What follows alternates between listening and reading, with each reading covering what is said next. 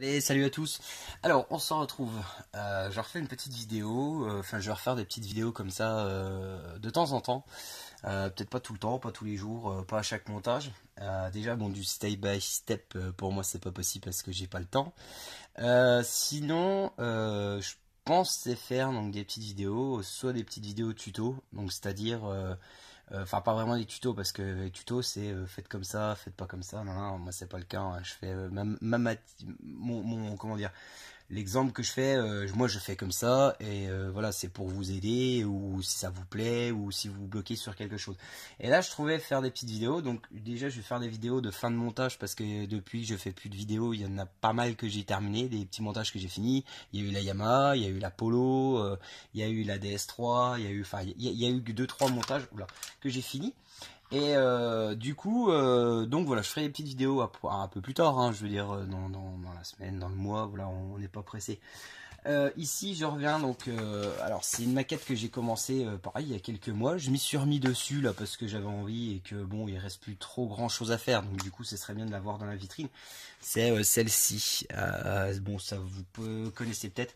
C'est la Revell 1 24e F2007. Donc c'était une maquette que j'ai eu chez Lidl en promo à 10 euros quand ils avaient fait une opération, maquette, etc. Comme mon pote de chez Vidéo Modeling avait réussi à avoir la Porsche, la Formule 1, il y avait une Golf 2, il y avait bon, il y avait une autre Ferrari, je sais plus c'était quoi, enfin bref. Et du coup moi j'ai eu ça. Donc là bon j'ai réimprimé le manuel parce que moi je l'ai perdu. Donc voilà, donc j'ai pas mal avancé dans le kit quand même. Vous voyez, j'ai fait déjà, il y a le châssis qui est ici. Hop là, vous voyez. Donc avec le museau à l'avant, voilà des pièces en carbone. Il y a aussi le châssis. Bon, j'avais fait ça. Il y a, bon, c'est pas grand chose. Hein, c'est pour ça que j'avais pas. Puis de toute façon, j'avais pas fait vraiment vidéo dessus. Vous voyez ici, il veut pas faire la mise au point, le loup là. Bon, je dois avoir un réglage sur le téléphone. C'est pareil, c'est un nouveau téléphone que j'ai il y a quelques temps et du coup, j'ai pas trop l'habitude de faire des vidéos encore avec celui-là. Hein. C'est pas, voilà, j'ai pas encore fait l'apprentissage. Donc, et en fait, c'était pas pour une vidéo pour vous montrer où vraiment j'en étais. C'était plus pour une vidéo parce qu'en fait, c'est une Formule 1 et moi, j'avais pas l'habitude de monter des Formule 1. Donc, je sais pas si c'est la même chose chez Tamiya, chez Ebro, chez, enfin, tout ce que vous voulez comme marque. Mais chez Revell, voilà, on a alors ceci, donc c'est toutes des pièces qui ont été préparées pour la carrosserie. Voilà, il y en a une ou deux, même pas, il y en a une ou deux avec du carbone dessus. J'ai la carrosserie aussi, vous voyez.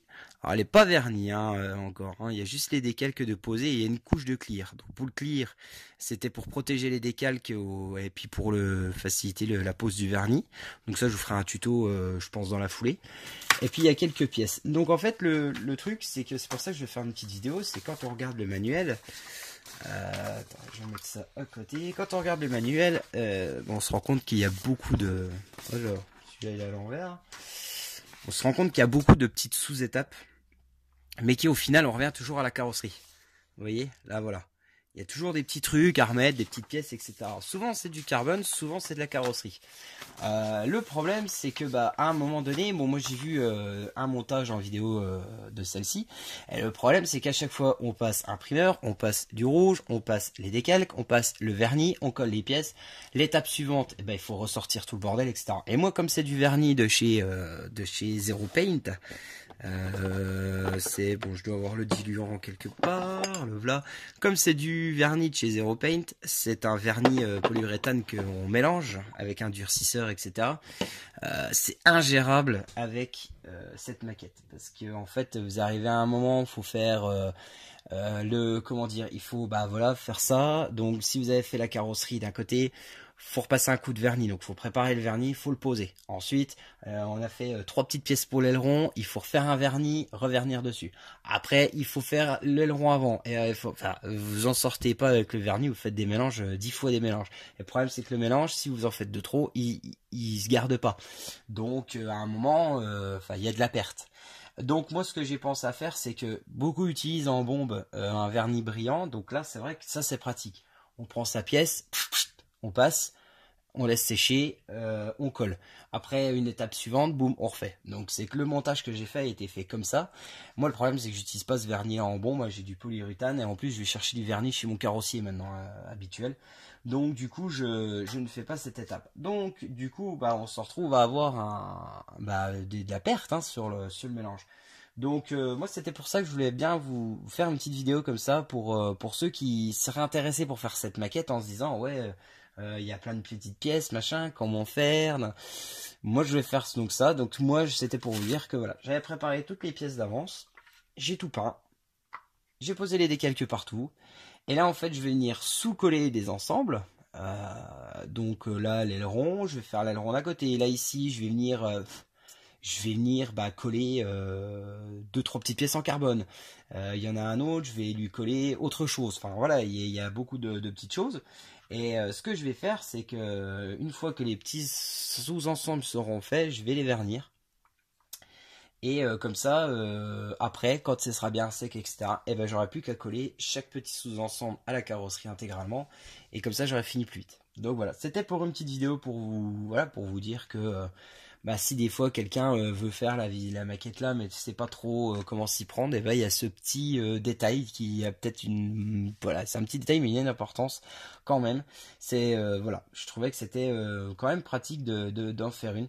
Donc il faut voilà, soit vous prenez un vernis en bombe, là vous pouvez faire toutes les étapes une par une, un step by step dans l'ordre, ou soit si vous voulez, si vous n'avez pas de vernis en bombe, il faut vraiment faire toutes les pièces d'un coup. Bon, même avec un vernis en bombe, vous pouvez faire cette tactique. Voilà.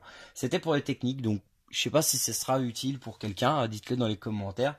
Voilà. Là, je pense que la prochaine vidéo, ce sera je pense tuto pour le vernis carrossier, pour, je pense, voilà, vernir les pièces, ou alors l'utilisation du clear peut-être. Je vais voir. Voilà. Donc, vous me dites si vous avez aimé cette vidéo, et puis sinon, vous laissez un commentaire, et puis je vais tâcher de répondre le plus rapidement possible. Salut!